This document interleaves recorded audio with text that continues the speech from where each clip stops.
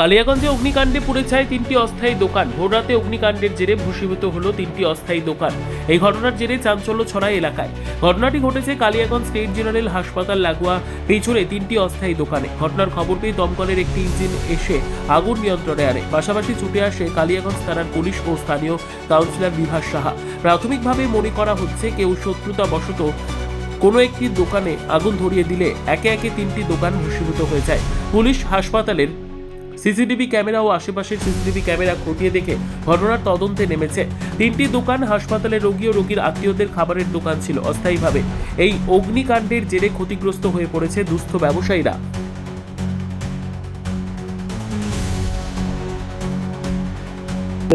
সাড়ে তিনটার দিকে একটা ফোন যায়, আমি ফোনটা রিসিভ করি। এরা তখন বলে যেরকম আগুন ধরেছে। এবার কে ধরাইছে সেটাও দেখতে পারিনি। এরা বলছে ইচ্ছা করে কেউ মনে হয় ধরাইছে। এবার আমি এসে সকালে আসলাম, এসে আমি 4:30টার মধ্যে 5টার দিকে আসছিলাম একবার, তারপরে আবার এখন আসলাম।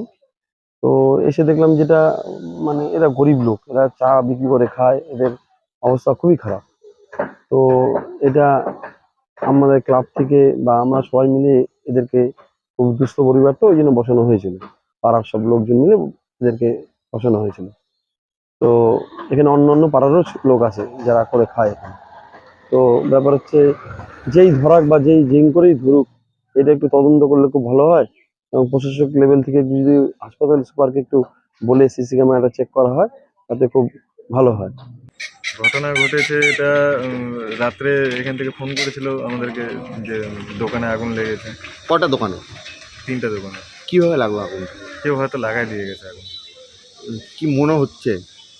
মনে হচ্ছে তো এরকমই, কারণ একটা দোকানের পিছনে আগুন লেগেছে, ওটার জন্য দুটা দোকানই আগুন জ্বলেছে। মানে আর একটা দোকানে প্রথমে সামনে দিয়ে লাগিয়ে গেছে। কেউ যারা আগুন লাগিয়েছে তারা কি কেউ আইডেন্টিফাই করতে পারছে? না, এখনো তো আইডেন্টিফাই করেনি কেউ। পুলিশ এসেছিল? হ্যাঁ, পুলিশ এসেছিল। কি বলছে পুলিশ, কি বললো? পুলিশ তো এমনি জিজ্ঞাসাবাদ করে গেছে যে কিছু হয়েছে কিনা। কি চাইছো? কি চাইছি কি, এটা যেন তাড়াতাড়ি ধরা পড়ে। এখানে একটা সিসিটিভি ক্যামেরা আছে হসপিটালে, সেটা যেন আরো বাড়ায় দেওয়া হয়। আর রাস্তার মোড়ে যেন একটা সিসিটিভি ক্যামেরা লাগায়। এত বড় দুর্ঘটনা, হুম। তারপরে এখানে দমকল এসেছিল? হ্যাঁ, দমকলও এসেছিল, এক গাড়ি দমকল এসেছিল। কতটা ক্ষয়ক্ষতি হয়েছে তোমাদের? ক্ষয়ক্ষতি তো অল্প স্বল্প হয়েছে, পাশের দোকানে বেশি হয়েছে। ব্যুরো রিপোর্ট, উত্তর বাংলা সংবাদ।